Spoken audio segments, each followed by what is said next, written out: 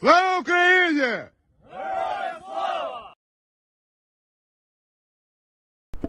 Hello everyone, my name is Paul and welcome back to the new news. I hope that everyone is having a fantastic night. I hope that everyone is has had a fantastic week. There's been a ton of stuff that has been happening today, of course, as there's always a ton of stuff that happens every day in the news. And a lot of it happens to deal with, of course, Ukraine, the big topic throughout the entirety of the world right now. And there, of course, there's been a lot of stuff ongoing over the past few months when you're talking about the duration of the war. A lot of big changes, a lot of big announcements when it comes to aid packages. But there's also other situations throughout the globe as too, and a lot of these are rather devastating as well. Whether you're talking about collateral hunger as a result of the war in Ukraine, or you're talking about droughts in the Horn of Africa, which we've talked about before and we have updates on today, or you're talking about other just natural disasters and man-made disasters, climate change, or anything else ongoing throughout the duration of, throughout the entirety of the world. Luckily, you guys have built an awesome community that allows us to be the news that gives back. And the way that we are able to do that is through your guys' generous donations to the organizations listed in the description below. On each of our streams and all of our videos, you're going to find a ton of different donation links. And all of those are leading to organizations that we have personally gone through and vetted ourselves. On this channel, we are never doing super chats. We are never pushing merchandising. 100% of every single thing that we do goes directly to, charities and fundraisers and donations. So each of these organizations, 80% or more of the donations that they receive goes directly to their programs, meaning they're going to help people, while only 20% or less actually go to things like salaries and administration's costs, the controversial things that a lot of people aren't so keen on when it comes to donating to these organizations. So please, I implore you to check out all of them, not just in Ukraine, but the ones that deal with other locations as well, such as the Horn of Africa, specifically Somalia, Ethiopia, Kenya too, and also Southeast Asia. And if you have more, our Discord link is also in the description. You can jump down there, and not only can you be part of an awesome community that we have on there, it's very active and keeps very up to date with the ongoing news, but also get onto Discord and get in touch with a staff member. Even if that's all you do, that's really what this is all about. Get in touch with a staff member. Send us a link for your guys' donations for the charities that you may have, especially if you have regions that we already do not cover at this point. And we will go ahead and start the vetting process, and hopefully they'll be able to be added here to the stream once we verify that they're credible and that they meet the 80% or more criteria when it comes to what their donations actually go to. I hope that you, your family, and your friends are being safe on this hour, and that if not, I hope that you do find that safety and security in the very near future. I know that everyone in the world in some way, shape, or form is being impacted by the very news that we talk about each day, and we want to be able to help with that. Now, as we get ready to roll here into the news, there are a couple things you may notice. One, there's a little bit of a change in the background behind me. The reason being is I have a lot of foam board. So we're continuing to kind of upgrade what we're doing here and over here at TNN to try and bring you better quality stuff. I know there's a little bit of an echo in this new big fancy room, but there's other stuff ongoing as well. We're trying to figure out a way to kind of have some better outreach. We're thinking of some different content for you guys, whether that's shorter format, whether that's collaboration with other YouTubers. We're kind of working through that. I know for some of you this may also be a little bit of an inconvenient time. Unfortunately, it's based off of my work schedule, but we're trying to kind of figure some stuff out in that regard as well. Now, you can also, throughout the duration of this stream, I don't just think you should, but I implore you, please, to ask questions and make comments. I do read the chat. It's on my other screen here next to me, and I will try to answer them to the best of my ability. To give you a little bit of a background on myself, I was a corporal in the United States Marine Corps, and I served between 2016 and 2020. And I did 2 tours. My first one was to Syria, where I spent roughly 4.5 months. My second one, I went to Kuwait, Iraq, and Saudi Arabia. Specifically, I was one of the 100 Marines that went to the U.S. Embassy on the New Year's, on that New Year's engagement where they tried to overrun. And the other thing is that I was an 0352 anti-tank missileman. So what I did was I fired specifically the Javelin and the TOW missile systems. And I was a fully cross-trained machine gunner. Of course, that also makes me an infantryman. So I can kind of talk to you on a tactical level, small unit tactics. I will try to answer your questions outside of those parameters to the best of my ability. Hopefully, if I don't have any answers to that, if you look on the bookshelf right down there for you guys, you'll see that there are a ton of different books down there. That is everything that I have ever been taught and any kind of technical manuals that I have come across in my time in the Marine Corps that I have happened to be saved. Some of those I have multiple copies of, and that includes a wide range of weapon systems, tactics, and other things. So I can go ahead and reference those at a later date and hopefully get back to you and answer some of those questions. If I don't have the answers, those probably do. So in the meantime, we're going to go ahead and jump right here into the news, and we got a ton of stuff happening here in Ukraine. So the first thing that we have, of course, is we jump up here and we, of course, get the updates from Kyiv. There is a ton of stuff happening up here, a lot of updates, rather. And what this is that war crimes continue on quite a gargantuan level. Quote, as of August 26, Russian troops have committed about 30,097 war crimes against Ukraine and its citizens. And that's coming from the Prosecutor General's Office of Ukraine. War crimes are going to be perpetrated by both sides to some degree. While we do heavily report on things such as the war crimes that Russia has been conducting, it should be very well noted that other war crimes are being perpetrated by the Ukrainians as well. In a war crimes are essentially inevitable. The difference is the scale of it. War crimes, generally speaking, are perpetrated by either an individual or small groups of individuals to some degree, no matter what side you are on. We know the Americans certainly committed war crimes during the invasions of Iraq and Afghanistan, and we also know that war crimes have been perpetrated by the Russians, by the Ukrainians, as well as even has been highlighted by the UN Commission for Human Rights.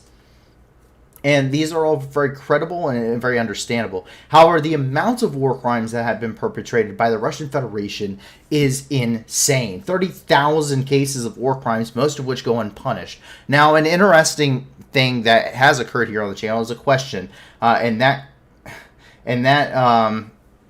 so William Young actually just has a interesting comment. War crimes is a very broad term. Intent is the most important factor, in my opinion. Yes. War crimes are pretty clearly defined by international law. It goes by the Geneva Conventions. There are 4 of them, and 3 protocols attached to them, adopted between 1977 and 1980, listed Protocols 1, 2, and 3. Most of the time, you're going to be focused on Protocols 1 here and Protocol 3. Protocol 3 deals with nothing but incendiary munitions. There's also been other agreements, such as the Ottawa Agreement, but neither Ukraine nor Russia are signatories to that. And you also have customary international humanitarian law, which is covered in the entirety of the ICRC, or the International Committee of the Red Cross and the Red Crescent database. I have brought those up here onto the channel. War crimes is not a very broad term.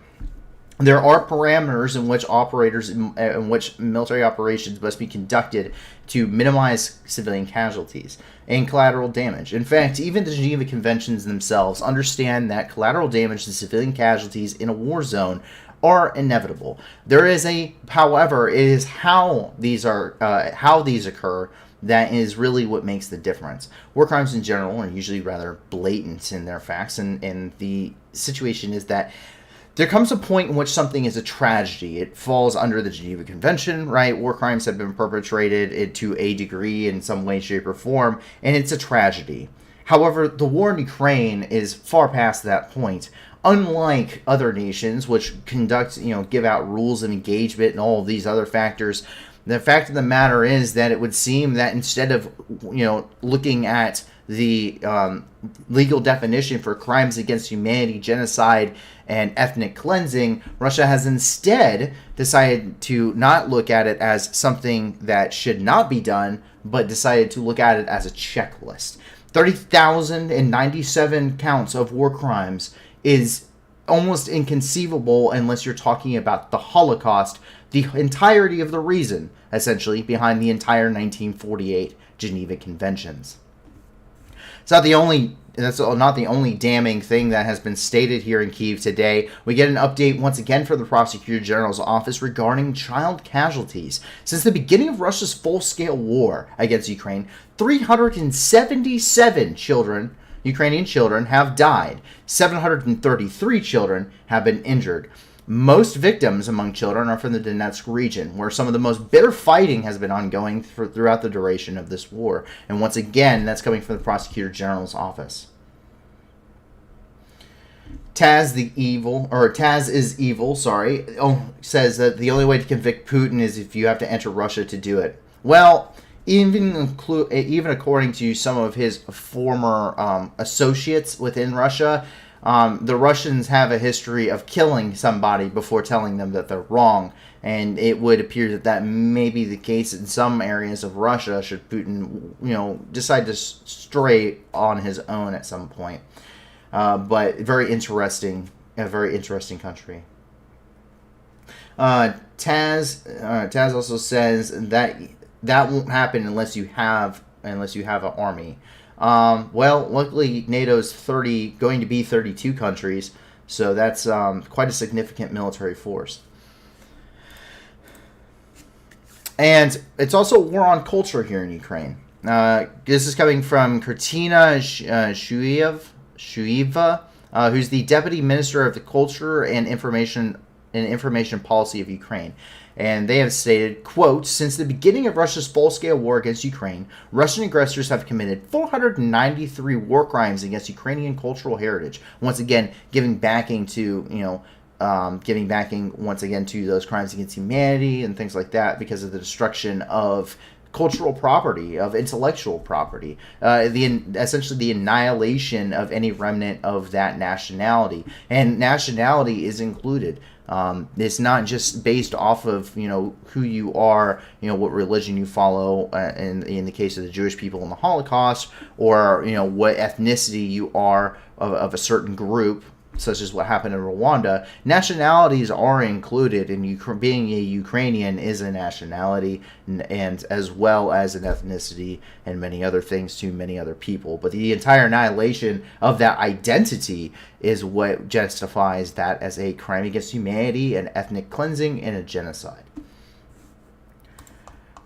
As we jump over here, we jump into the Kharkiv Oblast. Kharkiv Oblast has been rather the scene of mostly bombardments over the last few months, as Russian forces have been pushed back so far that their conventional artillery systems just aren't capable of hitting anything anymore. Sorry, William. I'm sorry about my camera feed. That's why I read some of these things off. So let me shrink that down for you guys. But the thing is, regarding this, is that the... Thank you, William. So anyway, going back to what I was saying, Kharkiv has pushed back so far. The Russian forces have been pushed back so far that their conventional artillery is no longer usable. The entire annihilation of that identity is what justifies that as a crime against humanity, an ethnic cleansing, and a genocide. As we jump over here, we jump into the Kharkiv Oblast. Kharkiv Oblast has been rather the scene of mostly bombardments over the last few months, as Russian forces have been pushed back so far that their conventional artillery is no longer usable. a lot of stuff is just not in range of the main city of Kharkiv, though it's within range of the outlying regions. At this point, Kharkiv receives ballistic missile attacks using Iskander-M ballistic missile systems, as well as recently converted S-300 and S-400 batteries that have been converted to hit surface targets, being originally manufactured as an air defense system. These are highly inaccurate. However, it would kind of lead to some of the narrative that we have heard recently regarding that Russia is running out of their longer range, heavier munitions and does not have the capability of producing more due to a lack of foreign parts. However, the strikes that we see today in the outskirts of the Oblast and what is under Ukrainian control has left several dead. 2 people were killed and 3 citizens were injured in total. And this is coming from Oleh Subinov, who's the head of the Kharkiv Regional Administration. Quote, Russian occupiers sailed the cities of Shuahiv and Derhachi in the Kharkiv region on August the 26th. 2 people were killed, 3 citizens were injured. Objects of local infrastructure and educational establishment and industrial enterprises were damaged. Shuahiv is located right down here, and this is one of the leading points of the Ukrainian resistance here in this sector of the Kharkiv Oblast. However, another major sector of the Kharkiv Oblast is as we start to move into the Donbass, as we've seen a lot of bitter fighting ongoing within the areas around IZYUM. IZYUM fell under Russian occupation quite early on in the Donbass campaign, and they were unable to seize day one objectives as they pushed out from the areas around IZYUM and into the greater Donbass as part of a greater encirclement movement. Those forces have since been rotated out after taking in quite significant amounts of losses that were considered unsustainable even by Russian standards, which is quite abhorrent considering it is a war of attrition. That war of attrition and that meat grinder continues even into today as bitter fighting has ramped up within this region as further troop concentrations of Russian forces have launched minor offensives, and of course Ukrainians have launched several counteroffensives within this area. That struggle is emphasized in some of these videos that we have seen today. Take a look.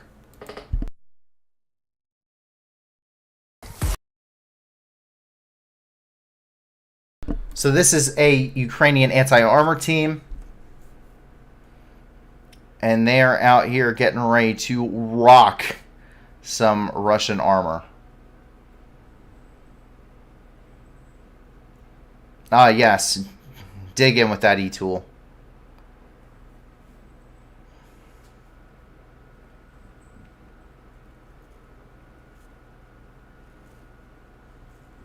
And so what we're seeing here is this is an anti-armor team of some kind, and they are basically hunting down Russian armor. Russian armor tends to operate rather independently. Their entire military force is mechanized, so they don't have any infantry to support. And so what basically is happening is they are, out there alone, unafraid, and they are easy pickings for hunter-killer teams such as this one. And we can see some of that smoke there trailing up. Sorry, there's copyright music on that, so I'm sorry that there is no audio with that one. So, what happens when you hit a tank with an anti-tank missile? Well, this Russian tank has been hit with a Javelin anti-tank guided missile, and you're about to see what happens when you set off the ammunition inside of it. And this is what's called a sympathetic detonation. Take a look. Йобнуло так. Єсть, нахуй! Оце красиво було! Диви, нахуй! Я хуй! Оце да! Оце нахуй! Добрий день, блядь, сука! Що там зетка за наших, нахуй? Йобнуло так. So that is today's entry into the Ukrainian turret tossing contest. And then we continue on here. Where, of course, the Russians are still abandoning a lot of their vehicles as they're running out of basic supplies. The fact of the matter is that a lot of logistical hubs throughout the Donbass have been hit quite significantly by Ukrainian HIMARS systems in Mars 2s, or the M270s. That has really destroyed their Russian logistics capabilities, which were already rather strained. In order to begin this war, Russia fielded 15 battalion tactical groups, which are between, which require about 6,000 logistical vehicles to support that. Not only have they incurred combat losses onto the forces they already have had, but they only had to start with at max strength about 4,300 logistical vehicles in service. So they were already kind of creating a situation where failure was inevitable, and that's what we saw really early on into the war. Now those logistical systems, while reworked, are still being very strained, but they're also going under immense pressure and being completely destroyed as the Ukrainian HIMARS and Mars 2 systems are completely just decimating not only just logistical hubs, but command and control infrastructure and communications infrastructure. And so that's why we were seeing more and more abandoned vehicles, especially in this area.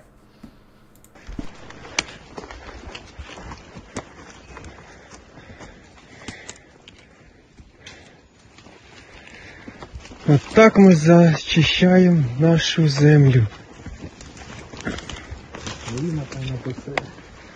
Заходимо по тилах підарів. Уєбанів цих. Зараз вони будуть в кільці. Хоча вони про це не здогадуються.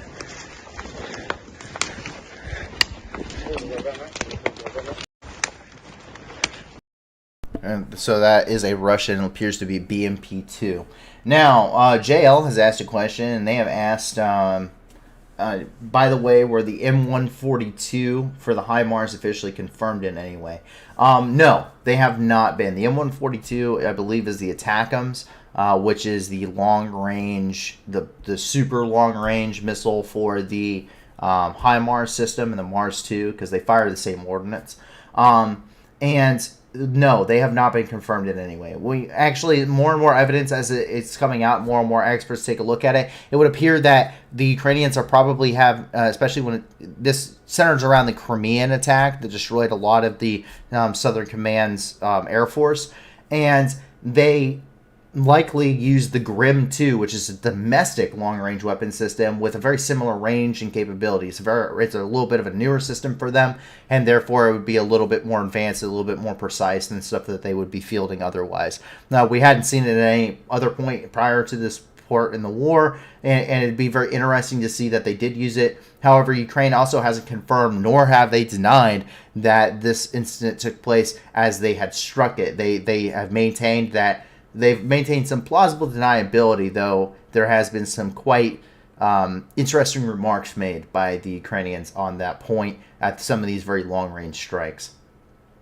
William Young, regarding the 15 battalion tactical group, says 15 likely undermanned groups in logi or logistics vehicles and total men, and that's it's a very good possibility. Being under strength is not uncommon, and while that is true, if they weren't undermanned then, they certainly are now, as really the Russians have taken unsustainable losses in manpower. They do try to replace most stuff with most equipment losses with at least something.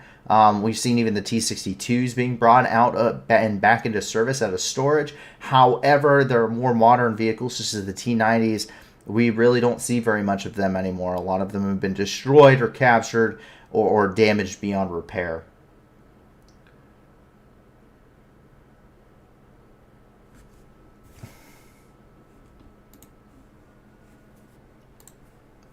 But as we continue down here along this front, we of course get our daily Donetsk update. This is coming from Pavel Krylenko, who's the head of the Donetsk Regional Military Administration, and every day he gives us the 24 hours prior as to what happened within his oblast, within his jurisdiction.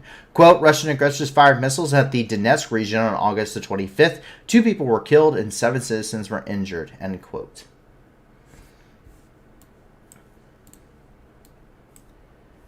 As we jump over here, it would appear that another Russian headquarters was hit overnight. Sergei Haida has said that roughly 200 Russian paratroopers died in a Ukrainian attack on the hotel in occupied Kharkiv.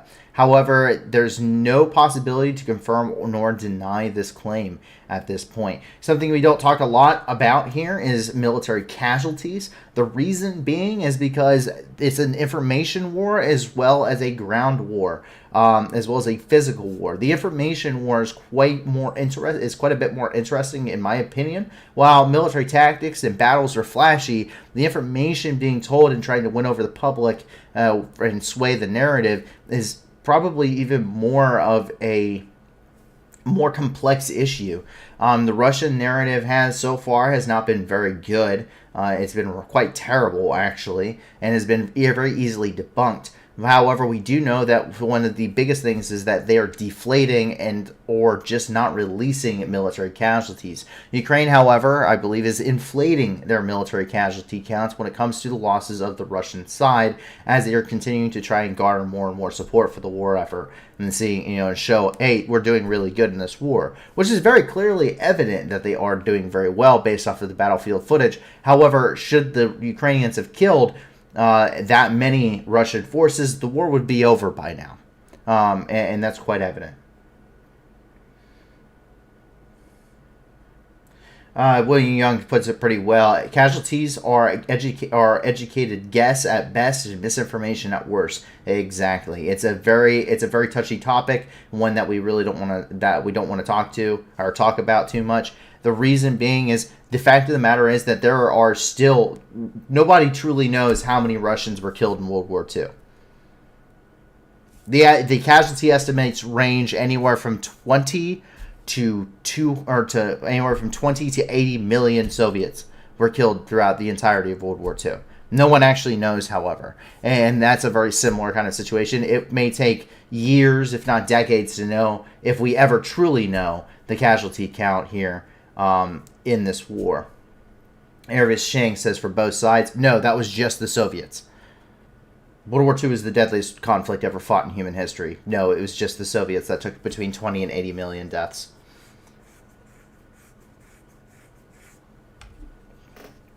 But anyway, we can take a look at this strike. And it was a hotel. We have seen where the Russians are using hotels in order to barrack their troops. So it does make sense as a headquarters questionable. When you see the amount of destruction on that building, however, just kind of lends some credibility to it having been directly hit. Take a look. Yeah, we're not going to play that we're not going to play that music.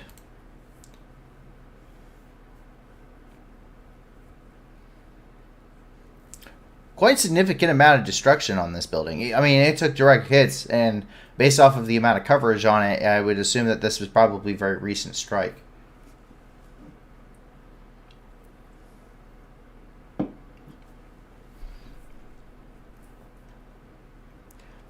As a rule of thumb, people usually don't care about blown up buildings unless they just happen to very recently spontaneously combust.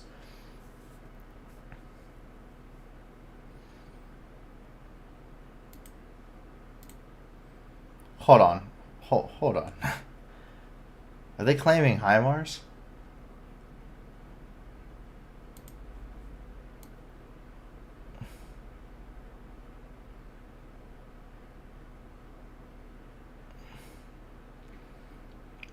If they're claiming HIMARS, that could be quite... I don't know if this is HIMARS based off of what's left of the missiles. So, interesting, nonetheless. As we continue down here through the Donbass... Oh, I almost missed one. So this is coming from Starobelsk, and that's because the assassination of Starobelsk, which happened on August the 11th, it's actually finally come out.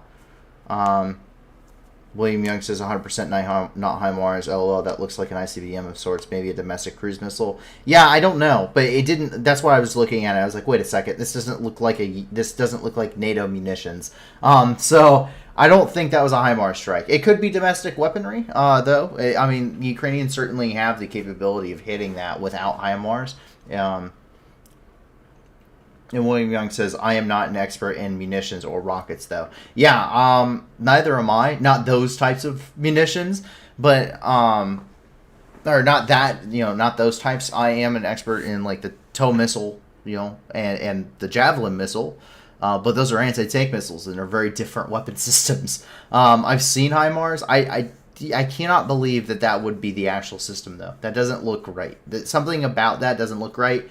And generally speaking, go with your gut on a lot of those things. If you're analyzing this stuff and something just seems off, it probably is. So just keep that in mind. Gut feeling is a good thing. But anyway, Russian collaborator Askyar Lyshev, who was assassinated there in Starobelsk on the 11th. That footage has finally come to light, and we do have that for you here. It's quite crazy. So anyway, there he goes, and his car just explodes. That guy went out to smoke a cigarette. He gets up. He's perfectly okay, by the way. Yeah, I'd be freaking... Yeah, see? This guy went out to smoke a cigarette. He's still taking a puff. I would, too. But yeah, I mean, that guy's... He's dead. That is one dead collaborator. Yeah, this guy out for a smoke. Gets blasted in the face. Yeah, that's... So... Anyway, why are they hitting collaborators? So there's been a lot of partisan activity. A lot of it, this is something I've talked about the last couple of nights, actually, and a lot of it we're never going to hear about, we're never going to know. But the fact of the matter is that partisans are playing a big part behind the lines. These individuals, these collaborators, they're working under the occupational government. They're Russian sympathizers. It's... attitude readjustment of the mortal variety. Thank you, William. Thank you, William. But the thing is that these are sympathizers. Think of French collaborators, French members of government and high level, very wealthy like, members of society who worked with the Nazis during World War II and helped them, track down, Jews within France and help them, set up defensive positions. The Vichy French government, all those collaborators. That is what these guys are. They're traitors. And they are working within the government. These guys are setting up, they kicked out the Ukrainians. They saw an opportunity under the Russians, and they're taking that opportunity, and they're going to be politicians, high-level politicians within their regions. That is what is happening. And the partisans, of course, hate them and are killing them at quite an astonishing rate. As we continue down and into, of course, here towards Donetsk, we see over here, this is Avdiivka. A local market was hit today by bombardment. Quote, our market is on fire. Look at this Russian world. They don't spare anything. So many explosions just hit all of the Kharkiv district. The whole district is on fire.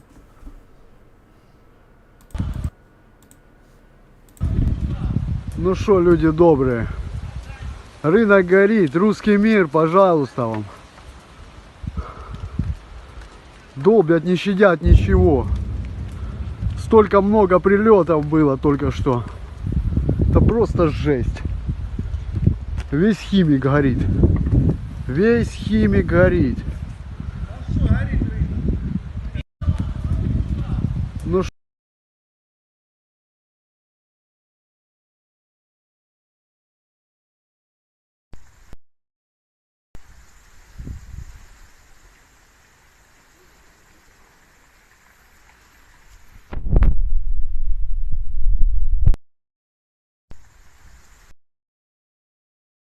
And so, as you can imagine, quite destructive there. We do not know of any casualties at this point in time. regarding that market.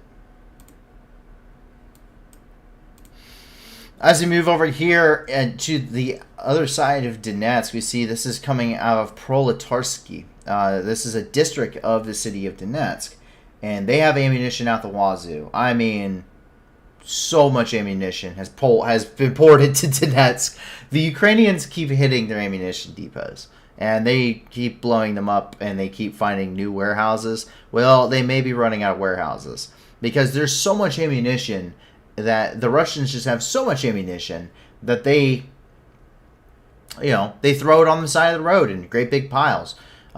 So there, at least, it will remain essentially under lock and key on the side of the road and under guard, of course, because they have the troops to do that. Safe and secure, no worries as to whether it poses a hazard to the civilians around them or even the environment. And, of course, it will be secured from being stolen and sold on the black market. And we can see just how well the security is here at this ammunition depot. Take a look.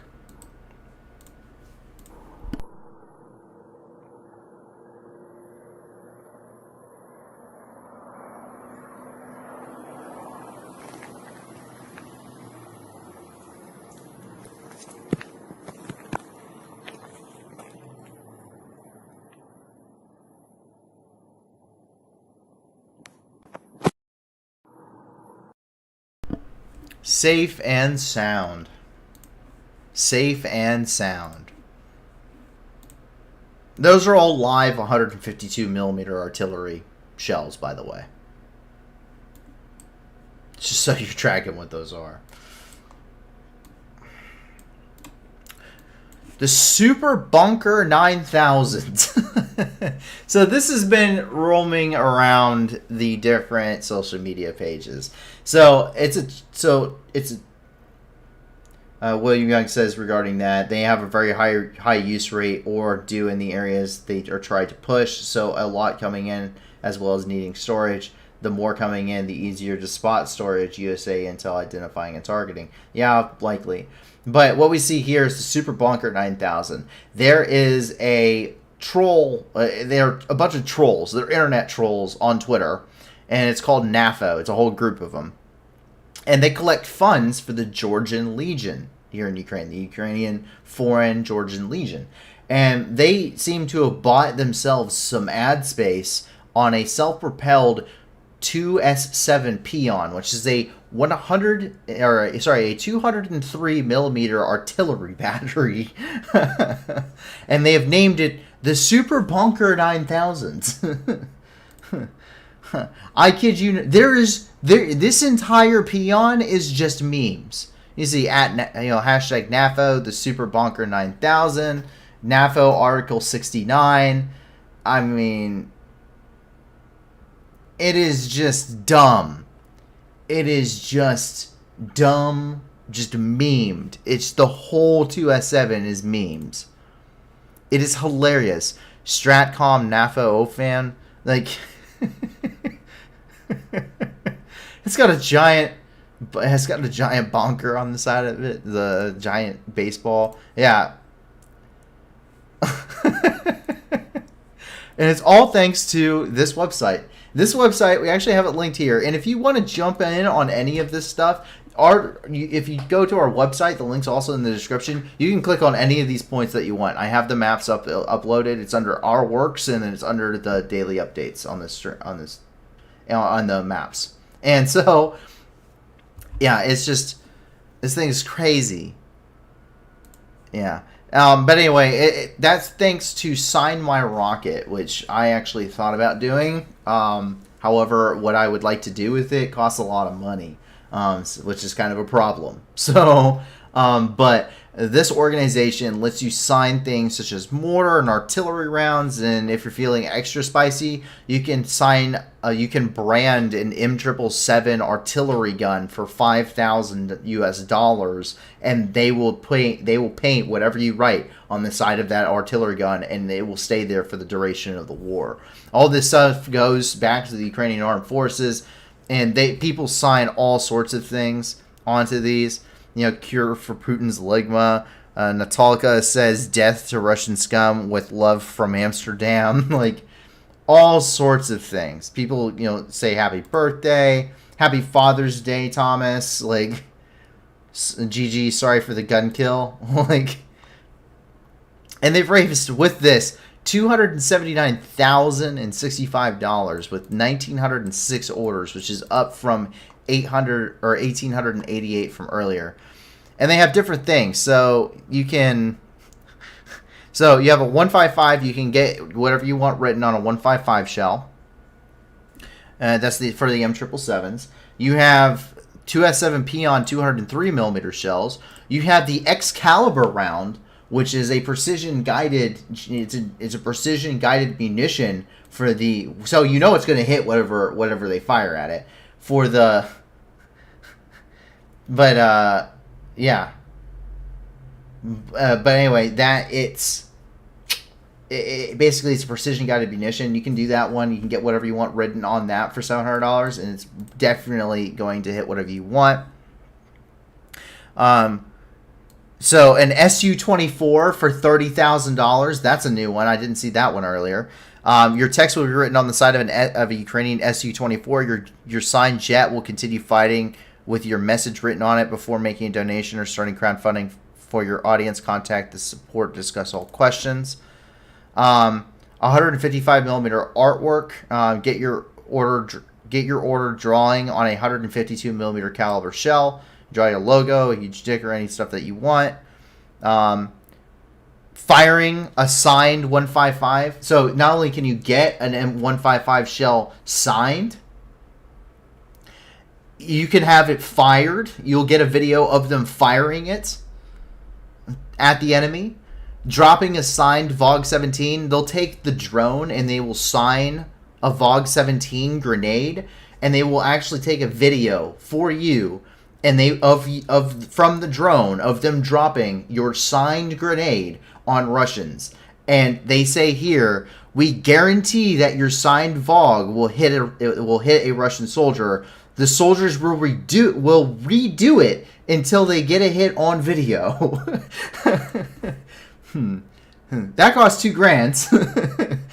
And a 220mm rocket. Get a full length, Urion rocket. You can write whatever you want on that. $350. It's stupid. It's just crazy. Like, I definitely want to get this. And of course, $5,000. Your message will be written with white paint on the entire side of an M777 turret. And the signed howitzer will continue fighting the invaders with your text on it. You receive a photo. You will receive photos and videos of your signed M777 firing on the battlefield. So, here's my idea, guys. Man, I really want this. It would cost like $6,000. Yeah.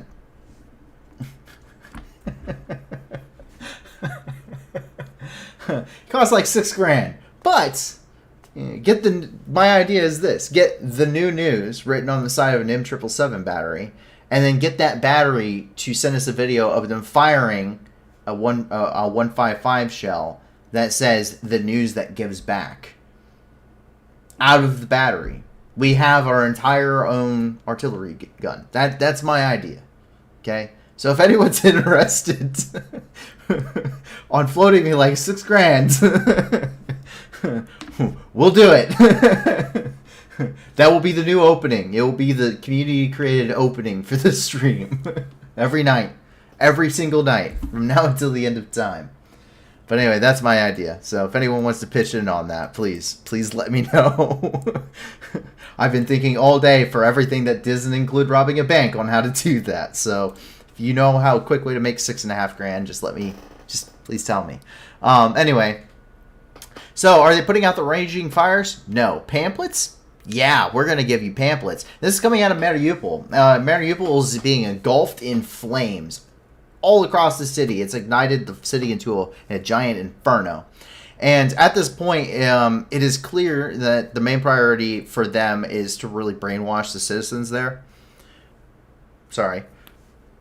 The Mariupol City Council has reported that Russians have been bringing in oncology specialists to the city to try and treat people suffering with cancer. They only visit for a few days, sometimes even seeing 5 patients at a time, No individual treatments are currently possible.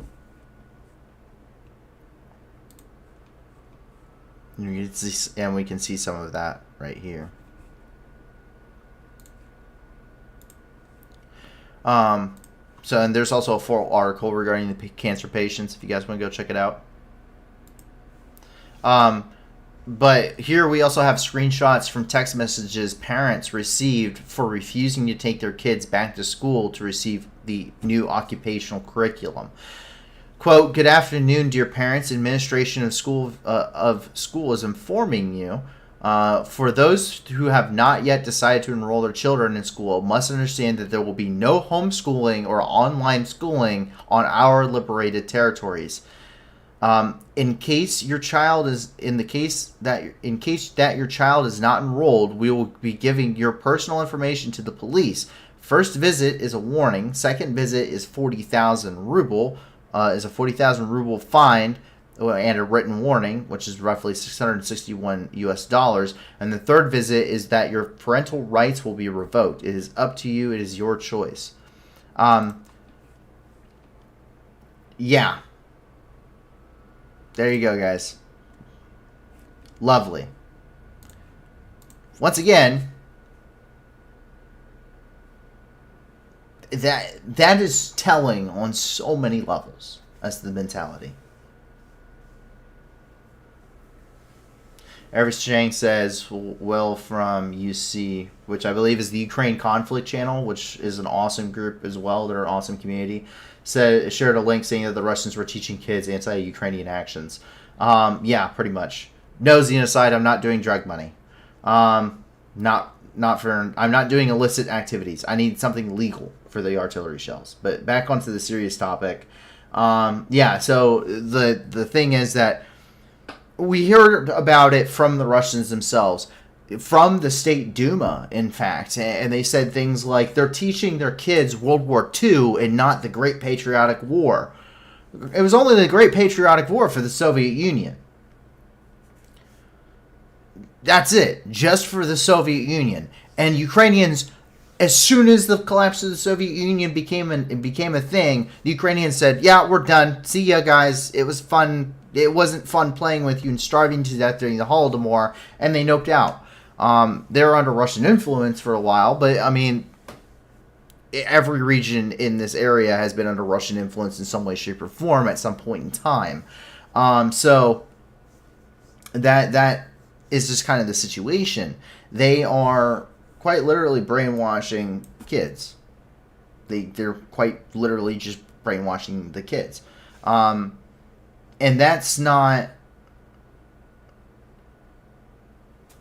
That, once again, plays into the genocide. Actually, give me a second here. I'm going to pull that up. Legal definition of genocide.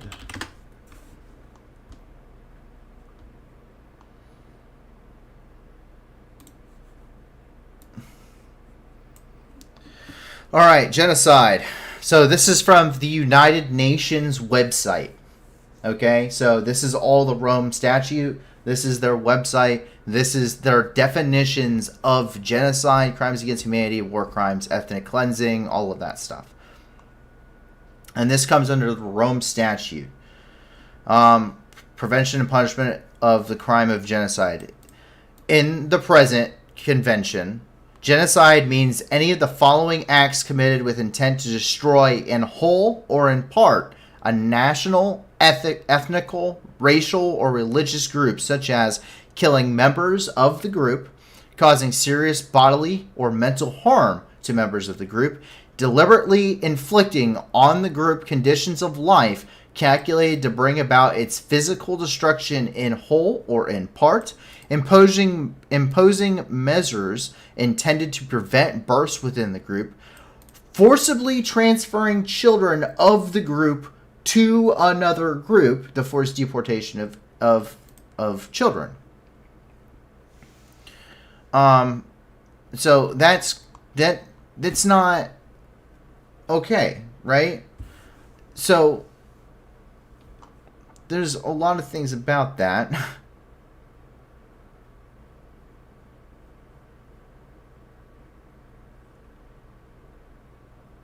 ethnic cleansing, rendering an area ethnically homogeneous by using force or intimidation to remove persons of any given groups from the area. A purposeful policy designed by one ethnic or religious group to remove by violent or terror-inspiring means the civilian population of another ethnic or religious group from a certain geographic area.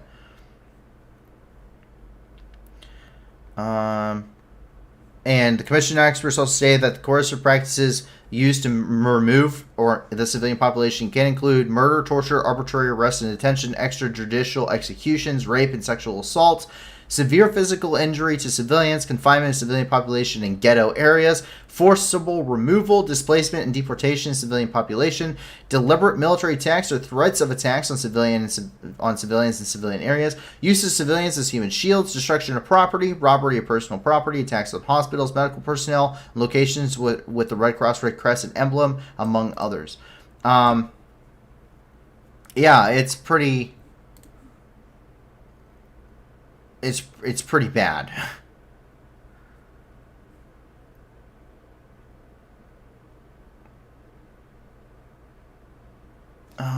Let's see here. This is a lot of stuff to try and read through on stream. Sorry guys. I'm trying to kind of bring you some good information here. But needless to say, there's quite a bit of pretty terrible things that go with this. Committing outrages upon personal dignity, in particular humiliating and degrading treatment.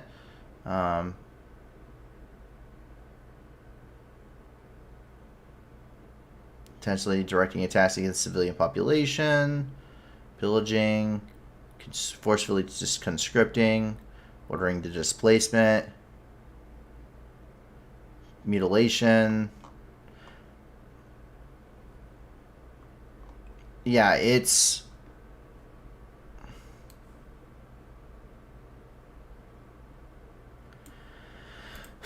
Yeah, it's pretty bad.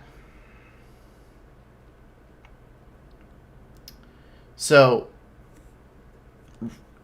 to kind of go with where I was going with this is the fact that when you're talking about a group and you are, trying to change their children, it's essentially like taking them, truthfully. It's destroying an ethnicity. It's destroying a people. It's removing an identity. To remove one's history, to remove one's culture, and replace it with something else is unthinkable in a modern day and age. As we continue on with the stream, I'm sorry for that little deviation there, guys.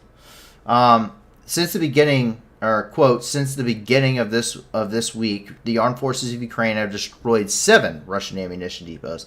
That's coming from Natalia Humanuk, who's the head of the United Coordinating Press Service, or Press Center of Defense Forces of the South of Ukraine. Yeah, been quite a busy week for Ukraine. They have destroyed quite a bit of ammunition depots. They have destroyed a lot of logistical centers, headquarters, a lot of equipment.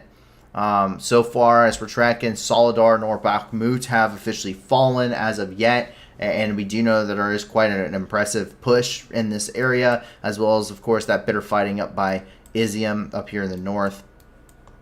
And quite a bit of action down here, especially along the Dnipro River. But it's been quite a successful week for Ukrainian forces, and hopefully we'll see that continue.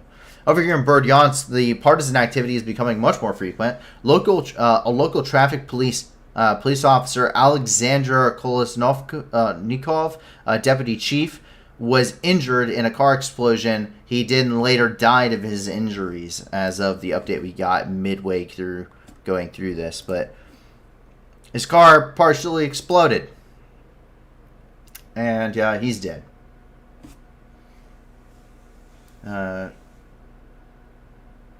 William Young says Ukrainian fireworks in quotations to celebrate independence, just a different sort. Yeah, some people even said, this is the true Ukrainian War of Independence. I think they already had that in 2014. In my personal opinion, this is a war that should have never been fought, and that's why it's gone on to the first day it went on too long. This is a war that should have never been fought, and wars truly don't have victors in them. There is nobody who's victorious in a war. Either way, people are dying needlessly and horrifically. This war is especially brutal in the amount of care, or the lack thereof care, for civilians, and collateral damage is just abhorrent. It's something that we haven't seen since World War II, and there's a reason why we're going to never forget that war. It would appear that the Russians did. According to the Air Force Command of the Ukrainian Armed Forces, quote, on August the 25th, the Armed Forces of Ukraine shot down 4 Russian UAVs. So 4 more UAVs down for the count. That further is going to degrade Russia's ability not just to spot targets, but also strike at targets as well. We do hear that the Russians do have the UAVs that they have been getting from Iran. They did secure that deal.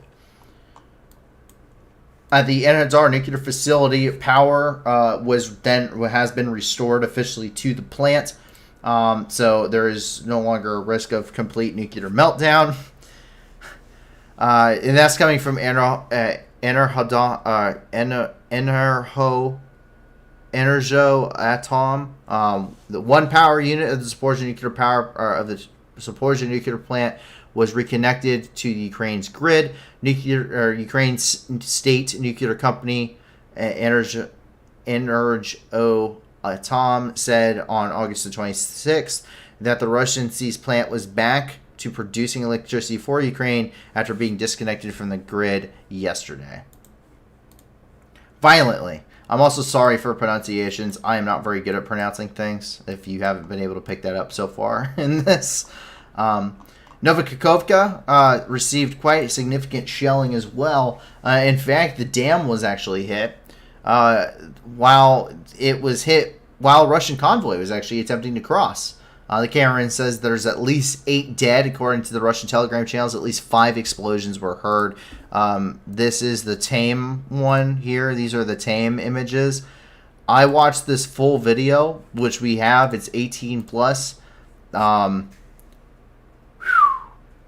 Those guys never stood a chance.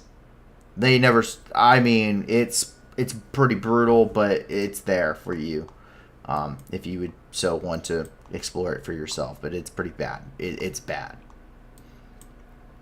And brings back some pretty bitter memories. The Antonovsky Bridge is basically turning into Chernobrovko 2.0. At this point, they're just asking for it. It's rumored that the shelling here has actually hit the pontoon crossing that the Russians are currently working on. So we'll have to see that. Hopefully, probably either tomorrow.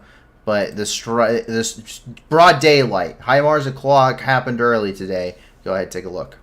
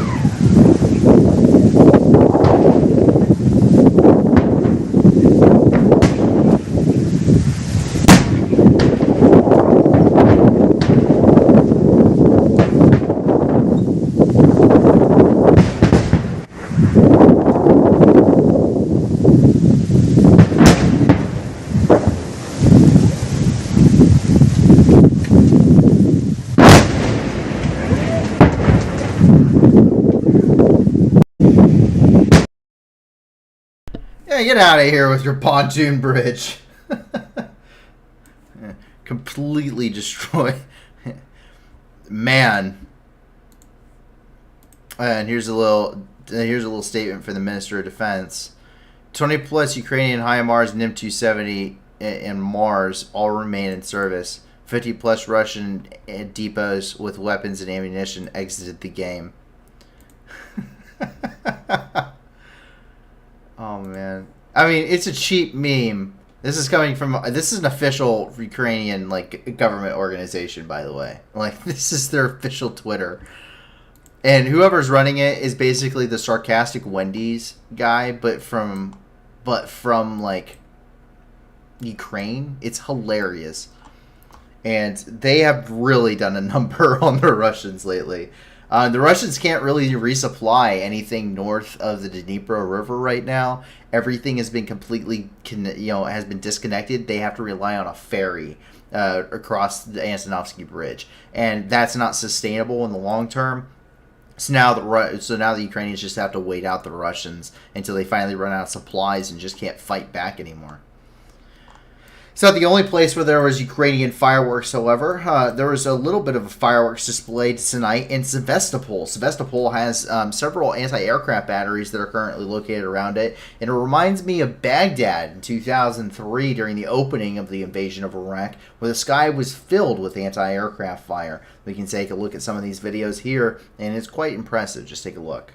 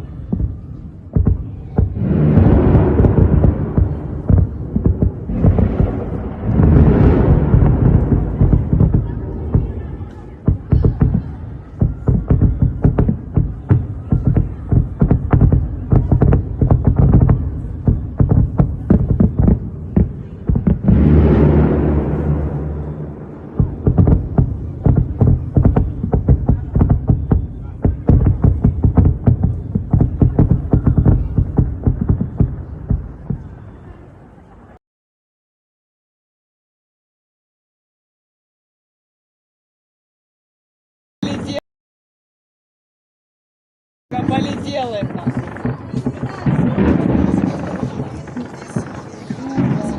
Пиздец.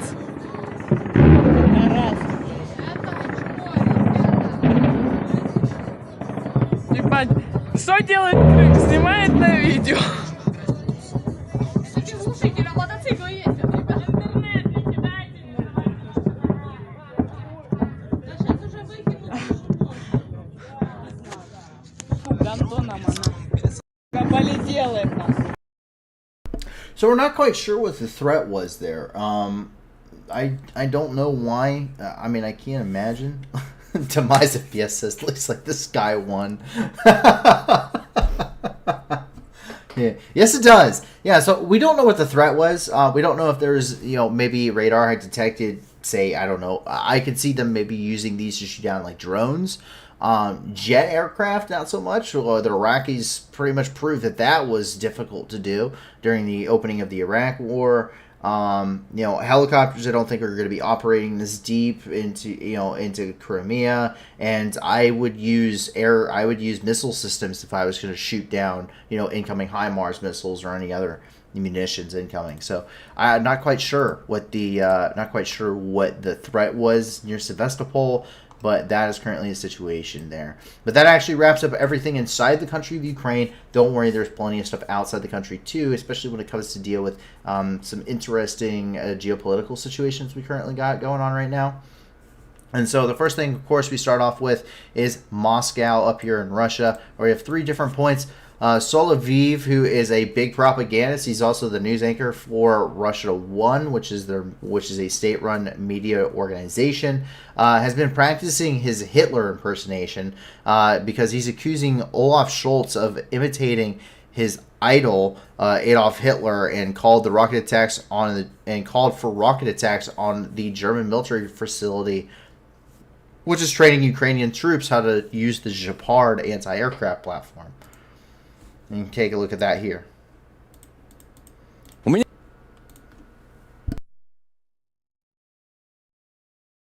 личное отношение с Herr Scholz. Ja, das ist kein миленький, совсем маленький Führer. Ну, совсем грохнулся головой человек. Ну, просто вот. Ну, что у него случилось? Ну нельзя же, настолько быть. Ну реально. Я вам просто сначала покажу, чтобы было понятно. Значит, Herr Scholz приезжает к своей бандеровской сволочь и начинает им демонстрировать Deutschen Panzer. Посмотрите, посмотрите. И он залезает на стремянка, на Deutsche, ja, Panzer, ja, sehr gut, Panzer, экран. И он, значит, фотографируется. И я думаю, а что он полез-то? А он кумиром своим полез. Я сразу вспомнил эту фотографию. Вот же как все было. Вот, покажите, покажите. О, рядом поставьте вторую фотографию, чтобы было ясно. Вот куда лез Шольц, чтобы подобиться своему кумиру с усиками. Чтобы не было ни у кого никаких иллюзий. Вот он куда полез. Вот нацистская недобитая сволочь, а? Значит, у себя в Германии он бандеровцев и еще по немецким танкам ползает. Совсем за своим кумиром пошел. Вот просто хочет быть как его кумир. Фуражечку надень и усики отпусти еще. А у меня вопрос к нам. Если мы знаем, что там на немецких землях нацисты готовят бандеровскую сволочь на немецкой технике, зачем нам ждать, когда они появятся на фронте? Почему не считать это легитимными целями прямо там? Почему не нанести удар по террористическим формированиям Украинского райха, который проходит подготовлен на территории даже Deutschland? Они, интересно, он же считает это рейхскомиссариатом Ост? Нет? So once again, all of those Nazi Germany comparisons. Germany's been a pacifist country since it was horrifically beaten into submission by the Allied powers during World War II. And this is the first time that Germany's really turned around and gone, you know what? Yeah, we're going to go start sending heavy equipment and weapons and munitions and start training these guys how to kill effectively on the battlefield. And he's calling for them to strike, saying that Russia should strike the training troops in Germany. That is the quickest way for anyone that has any kind of power in Russia to immediately lose it. Because to strike a NATO country, because nobody wins, right? Nobody wins in a war, regardless if it's conventional or if it's, nobody actually wins. Like, wars just have no point, okay?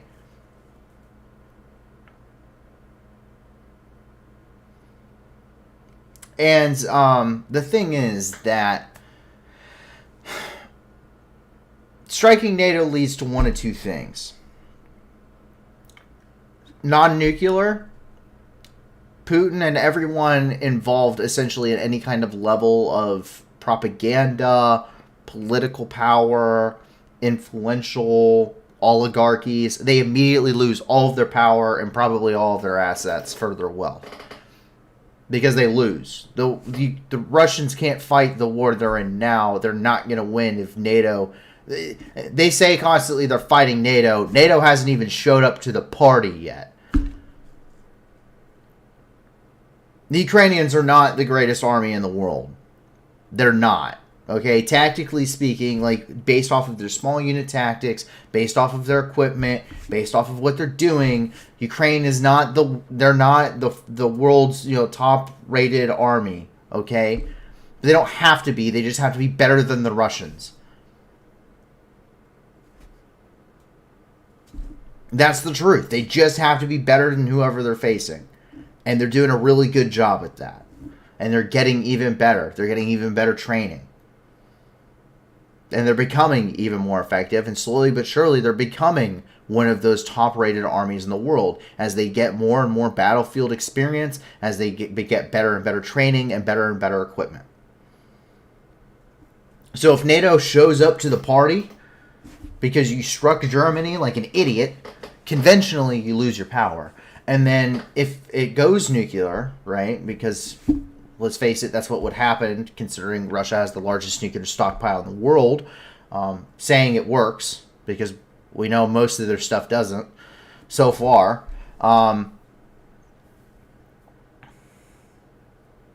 And everybody loses, right, with a nuclear war, but you have no power if there is no country to have power in.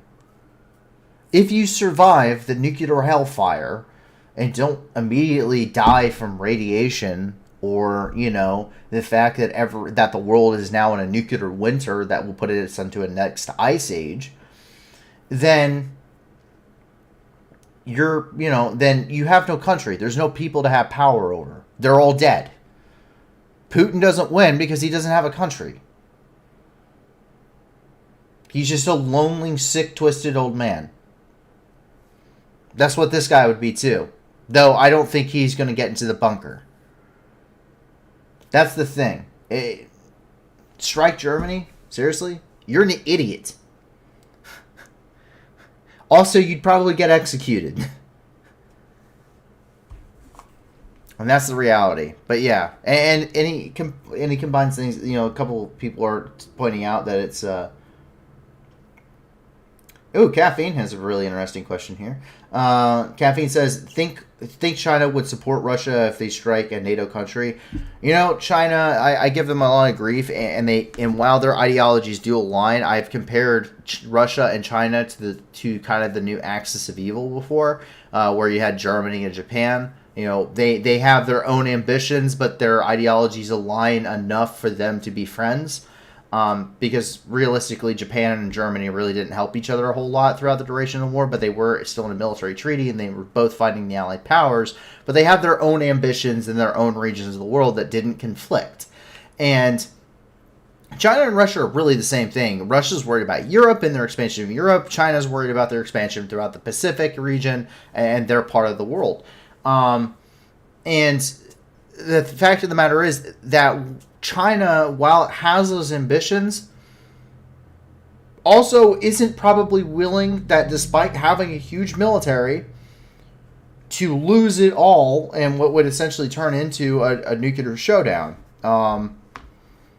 And they also realize that while the thing is that NATO countries, if a war like that were to happen, people talk about, you know, the United States has lost its, you know, it's not the most powerful military in the world. It doesn't have the most ships anymore. You know, it doesn't, you know, it's, you know, the other nations are building up their military forces, right? And we're giving all this stuff to Ukraine. What happens if a war happens with us? And France and Germany, you know what's happening, you know, they don't have that military infrastructure. The fact of the matter is that conventionally speaking, the United States, it's not producing. It's not planning on fighting a world war right now. The maximum capacity of the United States is that 97% of everything produced in the United States can be produced for wartime production. 97% of all production in the United States can be turned into wartime production measures. And we know that because in 1943, that is the level of production. That's when peak production began, was in May of 1943. That's when the United States was outputting more than any other nation in the world. They could launch, I believe it was something like 10 ships a week. Okay, the Pacific Fleet alone in 1943 was larger than the combined navies of all the warring powers. The United States can do that again. It will take a couple of years to get up to that level of production, but the United States isn't interested in doing that. It's a waste of resources. It's a waste of time. We don't need to have the biggest military in the world. We don't need to do these things. What we have is, every Marine in the Marine Corps has a rifle combat optic. Very obviously, the Chinese and the Russians don't. They still are running iron sights, which means I can engage you more accurately at a distance. And while they have some optics amongst their forces, it's for squad leaders and team leaders. Every single Marine in the Marine Corps has a rifle optic. Okay? Means more rounds downrange, more accurately at a farther range. They also shoot, in some cases, anywhere from 4 to 10 times more live fire training than any of the other opposing nations. It means more skill, more efficiency. They're better trained on their weapon systems, better muscle memory. That's a thing. So, the U.S. also doesn't have to produce the best stuff. And that's something that a lot of people don't realize is the United States doesn't... I used a PVS-14 the entire time I was in the Marine Corps. I watched my PVS-14 get taken apart one day. The warranty, which lasts 10 years on the PVS-14, expired in 2003. Okay? It's night vision, right? It's one eye. It's night vision. Isn't all that great. But you know what? I had night vision. A lot of countries, including the Russians, who are considered the second military in the world, right? The second top military in the world, the Russians, most of them don't have night vision. And so while my night vision wasn't the top of the line one, every single person in the military had night vision. Every single person had an optic. Every single person had a plate carrier with actual lightweight ceramic plates. Well, lightweight, whatever you want to call it. Right? Everyone had the same stuff. We have 155 millimeter shells. Everyone else has 155 millimeter shells. It's not necessarily about having the top stuff. It's having really good stuff that you can give to everybody instead of giving a small group of people the very best. And that's the thing. That's the military ideology of the United States on a large scale, on a strategic scale. Is we have better stuff than 2 or 3 grenades, and there's better stuff than the night vision that I had. There's better stuff than an M4. There's a better rifle than the M4. There's a better combat optic than the RCO. But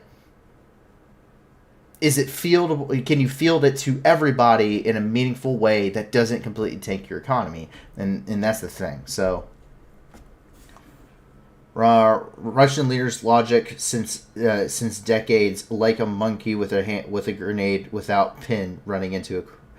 Okay, so I see. Yeah, aren't we sending night vision sights and goggles to Ukraine? That's coming from Rooster Sideburns. Yes, we are. We are sending those, but there's limited quantities that you can really do that of. Usually, when it comes to logistics, you maintain a 10% overage. At least that's what I had to deal with when I ran my company Armory. When I came back from my first deployment, I took up a new billet when I became an NCO. Aside from doing my MOS, I ran a company Armory, and I was in a weapons company, so I got all the really cool toys, the tow systems, the javelins, the sniper rifles, of course everyone's M4s, but I got all that stuff in. We maintained about a 10% overage on anything that we had on hand, just to replace the broken stuff. So that's kind of the stockpiles that you're kind of looking at. So it's not huge, but it's not, it's not like small either. Let's see, but the U.S. He also says, Rooster Suburbs also says that the U.S. could beat China and Russia in a war. Yeah, most certainly. It may take a couple of years to build up to that point, but we certainly could. It would be very bloody though, and I don't really want to fight that war.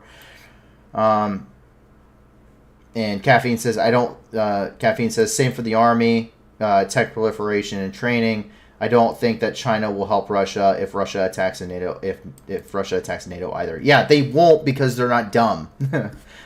The Chinese, as much grief as I give them, they're not dumb. They're not a dumb group of individuals, politically speaking. They're very intelligent, and they've done very well for themselves.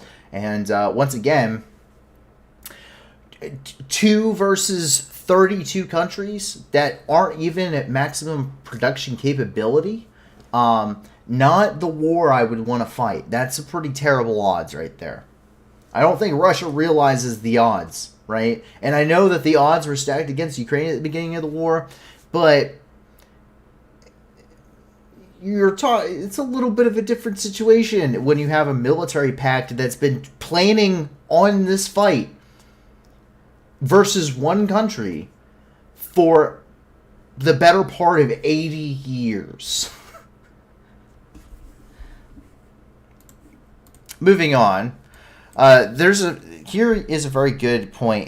So this is the advisors to the Minister of Internal Affairs in Ukraine, and he published videos showing how different life has become within Ukraine versus Russia to really show you kind of the situation inside of these countries. So let's go ahead and take a look at some of these differences. I'm quite interested to see what they are.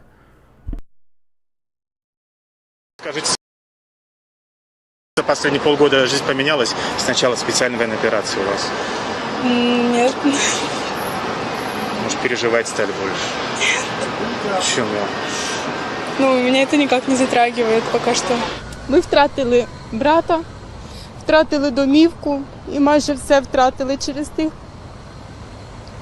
росіян. Ми з Херсонської області, Нова Каховка. Мій брат загинув у Маріуполі.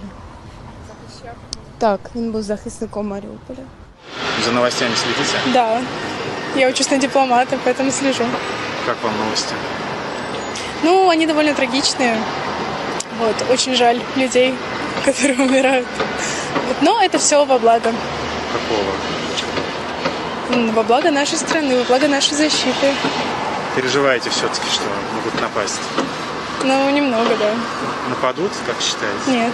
Почему? Бояться. Бабуся наша, вона взагалі, вона ще й досі надіється, вона чекає, що ми повернемось якнайшвидше. Вона чекає визволення, чекає, що це все швидко закінчиться. Але, якщо чесно, в нас, ну, насамперед в мене такого відчуття немає. Я не буду себе там вже вдома відчувати в безпеці, тому що це занадто близько до Росії.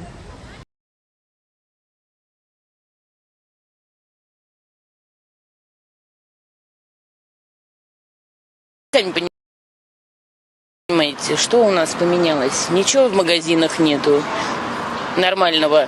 Да, наши еще не успели все начать изобретать, а уже все пропало импортное. Но это единственный минус, по-моему. А в принципе нормально. Ну, там бомбят. Там-то да. А здесь? А здесь, ну да, ну а что такое? Люди же ко всему привыкают, понимаете? Поэтому эти новости, они сначала ужас, ужас, ужас, а потом все равно успокаиваешься. Я не можу повірити в те, що це на нас брати напали. Ми ж були братями. Дід і бабушка воювали, захищали цю Росію. Ну вы же сами понимаете, что у нас поменялось. Needless to say, the sentiments between the two groups they're not at all the same. And we have an update regarding the Chaplin massacre. Chaplin was struck by roughly 8 Russian missiles that killed 25 civilians and wounded an additional 30, including 2 children were killed in that blast. The Russian Federation today finally made an official statement regarding it, which was posted on the Ministry of Foreign Affairs official Twitter. Iskander missile have hit a military train in Chaplino, the Russian word for Chaplin, rail station at the Dnipropetrovsk region, destroying over 200 Armed Forces of Ukraine servicemen, reserve, and 10 units of military equipment. The Ministry of Defense of the Russian Federation on their way to the Donbas war zone. And that's a statement that was apparently stated yesterday.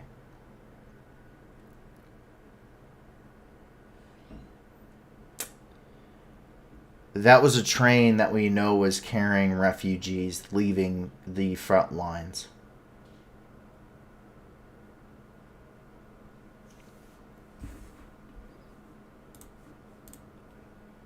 In fact, we have first-hand accounts from it.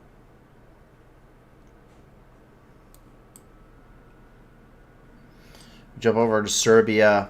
where tonight the Serbian army has been placed onto higher alert, according from local reports, and the state of and this is along the border between Serbia and Kosovo, as the tensions have risen once again. The sirens are currently wailing within the border regions. These air raid sirens that we have come to know from Ukraine are once again being played here in the Baltic region.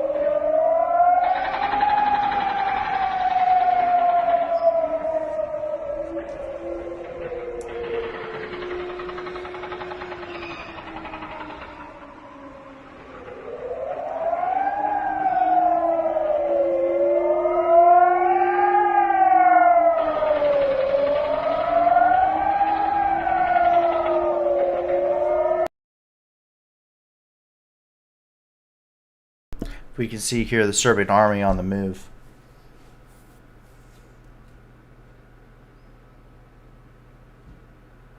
Actually, wait, no. This is NATO forces on the move to the border of Kosovo.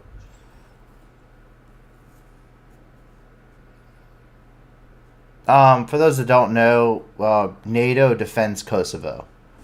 So if Serbia decides that they are going to... sorry, the Balkans. I said the Baltics. I'm sorry, the Balkans. So, trouble in the Balkans. So, NATO, following the fall of Yugoslavia, Kosovo is really its own independent nation, and Serbia won't let it go, essentially, and they're willing to fight to the death over this thing. However, it's protected by NATO, and the thing is that if Serbia attacks Kosovo, NATO is going to respond.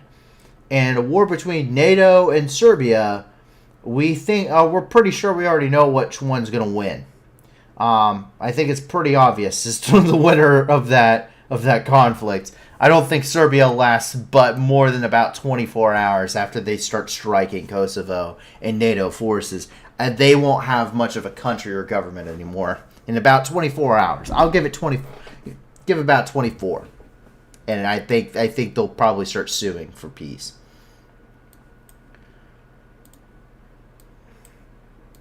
Well, I put that in the wrong area.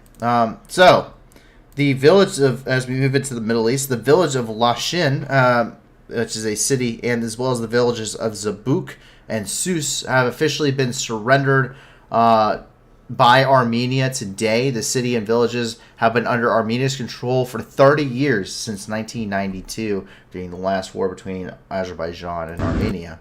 Take a look.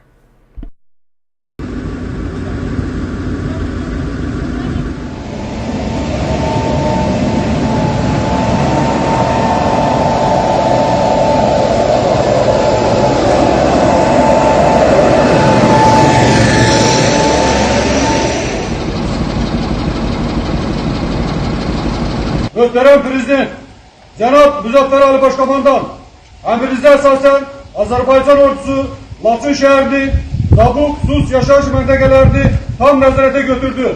Laçın şehrinin merkezinde Azerbaycan'ın devlet bayrağı dalgalanır. Mercedli Ordu Korpusu Komandiri General Mayor Kenan Seydov. Yaşasın Azerbaycan, yaşasın Müzaffer Ali Başkomandan. Karabağ, Azerbaycan!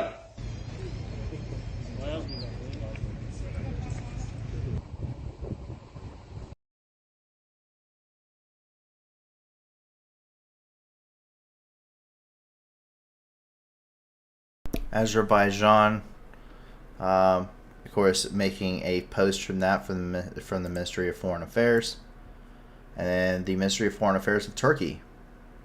We welcome the return of the city of Lashan and the villages of Cebu and Sus to Azerbaijan as part of the process continues in line with the provisions of the Trilateral Declaration dated 9 November 2020. We hope that this development which is a significant stage in establishing peace and stability in the South Caucasus, will contribute to the relations between Azerbaijan and Armenia, as well as to normalize the region as a whole. As it was until now, Turkey will continue to support the territorial integrity and sovereignty of brotherly Azerbaijan. As we jump over here, we end up in Shurburgan, which is in Afghanistan. The Taliban have summarily executed 6 prisoners in front of a courthouse here. We do not know as to the reason why, but we do have a photo coming from that. Sorry, guys. Had to sneeze there.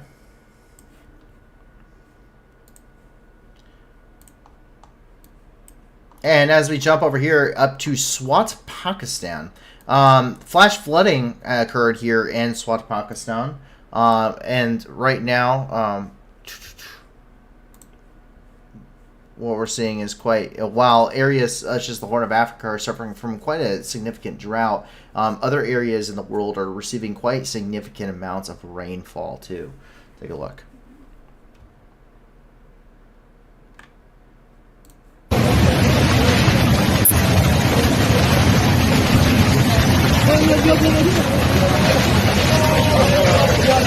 Astaghfirullah, astaghfirullah, astaghfirullah. Allahu Akbar. Badal gofar aisi shiran ho gaya. Kaise se tui shir gaya mo. Astaghfirullah, astaghfirullah. Yeah, Mother Nature's scary. She's scary. Don't mess with Mother Nature. You will lose every single time. As you jump over here, we actually start off in the Tigray region of Ethiopia. Within the Tigray region of Ethiopia, which has been basically under rebel-held control for quite some time, 90% of people within this region require humanitarian assistance to just survive. The situation in this region has been extremely bad for decades now, and the situation is only continuing to deteriorate. While there has been some kind of a truce between rebel and government forces here in Ethiopia, that truce seems to have been broken. And right now, what we're seeing is some airstrikes have been conducted here in Mekelle. And the Ethiopian Air Force conducted these strikes here, killing dozens of civilians, including 7 children. It's very unclear as to what the military targets were. There are reports that an orphanage was struck. There's a lot of reports of a bunch of stuff, but it's not very clear-cut and factual, we don't think. We're not quite sure how much of it is factual, I should say, and how much of it is just, once again, this kind of information that's, that people are trying to tug on people's heartstrings and whatnot to garner a narrative here. So we just left it out. We do know that 7 children were killed and dozens were wounded, and dozens of other civilians were killed in this region during military strikes, which has been confirmed internationally. The Horn of Africa in general is going to affect, the droughts here is going to affect 10 million children. In fact, it already has. The severe droughts in the Horn of Africa, I'm talking about Djibouti, I'm talking about Ethiopia, Kenya, Somalia, all of these regions. 10 million children are affected by malnutrition and thirst due to the historic droughts, the worst ones in 40 years here in Ethiopia. It's quite significant. And this is actually a statistic coming from the United Nations as we talk about World Water Week. So this is from UNICEF specifically. The deadly drought has left nearly 10 million children in Somalia, Ethiopia, and Kenya enduring childhoods marred by hunger, thirst, and malnutrition. It's an estimated that 1.8 million children may end up dying from severe malnutrition as a result of this drought. In areas such as Somalia, 90% of the country is dry. There is no sustainable freshwater supply in 90% of the country's Somalia. Once again, we try to be the news that gives back, and this is one of these situations where we do have links for this stuff in the description below, so you can kind of help with these situations with some vetted charity organizations. This is one of those that it doesn't have to deal with Ukraine, that you can also support. This is a pretty huge deal. The biggest demographic impacted by this, or the most severely impacted, is children.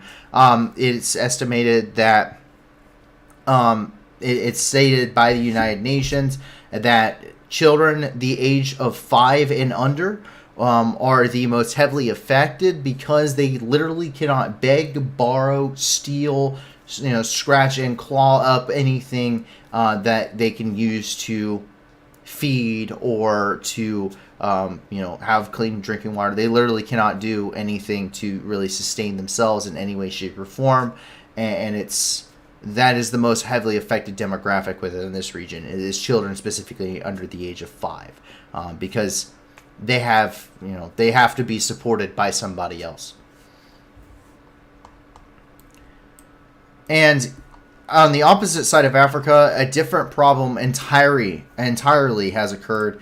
In Gambia, major flooding has occurred. The United Nations disaster team has rapidly responded already to Gambia, and thus far, an estimated 40,000 people are already affected by the flooding here. And we got that here from the United Nations humanitarian outreach. So quite a significant situation here, but they're already bringing in supplies, and the United Nations is already responding to this as well. So two quite polar opposite situations inside of Africa ongoing there when it comes to climates and natural disasters. We jump over here, and this is in Puebla, Mexico, and which is to the southeast of Mexico City. And here, a pipeline explosion has occurred in the state of Puebla. A gas pipeline of the Mexican Oil and Gas Corporation exploded. There is no information regarding dead and wounded at this time. The cause of the emergency is an illegal tie-in into the pipeline, according to local media. Let me take a look at that here.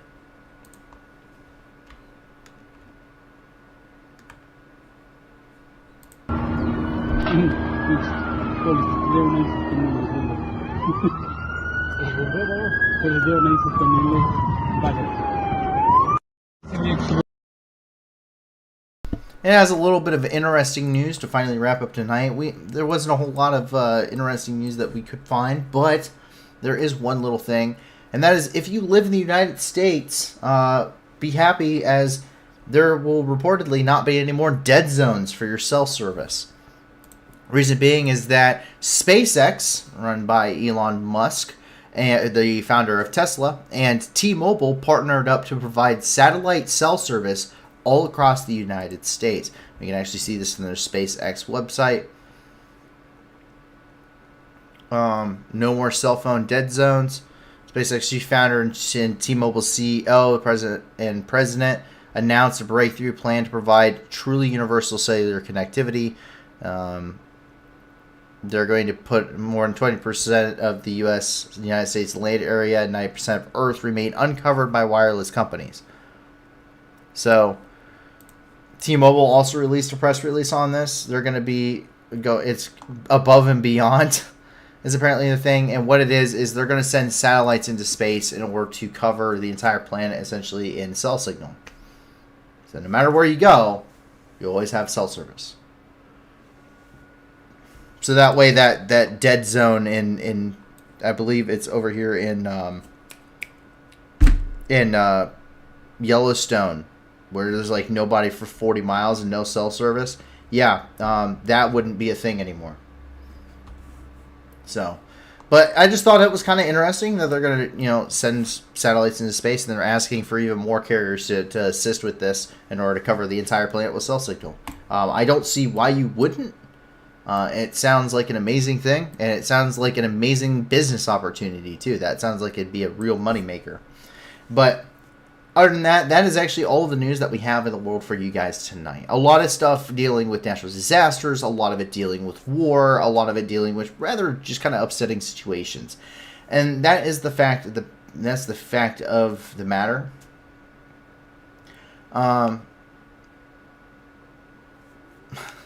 So that's just kind of the fact of the matter, is that situations are pretty terrible overall throughout the world. But you guys have built an awesome community because you've allowed us to be the news that gives back. And the way that you do this is by checking out the video description below. There is a ton of organizations down there for Somalia, for Ethiopia, for Ukraine, for Southeast Asia, that you can go there and you can, give as much as you want to any of those wonderful organizations. And we have them for other places too. Please keep them coming. Jump onto our Discord. The link's in the description below. Don't just talk. And even if you don't want to be part of the community, please at least talk to a staff member and shoot us a link as well as a short summary of a charity organization that you would like to see us do. And we don't ask that you stick around except if you would like, and we will go ahead and start vetting that and hopefully get it added to the streams and everything once we verified it's a legitimate and safe organization, and also that 80% or more of the donations they receive go directly to charity. We're never doing super chats. We're never doing merchandising. 100% of everything we do is for charity, and we want to keep it that way. And not only do we want to, but we're going to. That's why I work a full-time job. So please, if you can't give a lot to these organizations, give a little. And if you can't give anything at all, that's perfectly fine too. Help us grow this community and help us, that you can do that by liking, subscribing, tell your friends about us, share it on your Discord communities, share it on social media, because by growing this community, by adding more people to this project, the more of a impact we're going to have. The more people that will be here to donate, the more people that see this, the more people that see this and see the project, the more that they tell other people as well, and they can be here to donate, and it grows. And it's really done through you guys. I can't thank you enough for the support that you've already given us. I cannot thank you enough, even more so, for the support that you've given those organizations. We want to raise money. We want to be able to put a fundraiser on every single stream that we do. And we also would like to raise $1 million with that. And that's just the first goal. We want to be able to help people all over the world. And I can't think of a better thing to be devoting my free time to. I can't think of a better way to be spending it with you guys and trying to give you some good old-fashioned, unbiased, apolitical news. So thank you very much for joining us. Please remain safe. Congratulations. Pat yourself on the back. You've made it through the work week. And please remain safe. I hope that you, your family, and your friends are safe. And if not, I really hope that you find that safety and security in the very near future. I really don't want any of my viewers to be caught up in any of these statistics. I really don't. This stuff's terrible. And I really hope that if you are in these situations and are affected by them, that you get the help that you need and the safety and security that you need. But with that, please have a fantastic rest of your night. We hope to see you back here again at 10 p.m. Eastern Time, 9 p.m. Central tomorrow for another 24 hours of news and review. Thank you very much for joining us. I hope to see you around in the community and tomorrow night. My name is Paul from the New News. Have a great night, everybody. Bye now. Going home, Russian soldiers, going home. Бо ми всіх вас тут змішаємо з багном. І стріляти вам на вахи, і чудно кличе діти нахуй. Тут працює ЗСУ і ТРО. Нам не треба ні конфлікту, ні війни. Та ми готові всіх вас звать до сатани. Тисячі вже полягло, і все більше шверхуйло. Тут для них нема нічого, крім труни. Russian soldiers going home. Бо ми всіх вас тут змішаємо з багном. І стріляти вам на лахи, і чудно кличе діти нахуй. Тут працює ЗСУ і ТРО. Вызволять пришел, братишка, ну привет. На моей земле тебе один ответ. Нашим людям с кирпичом, даже танки и бачок. Вам не взять нас и за 100 000 лет.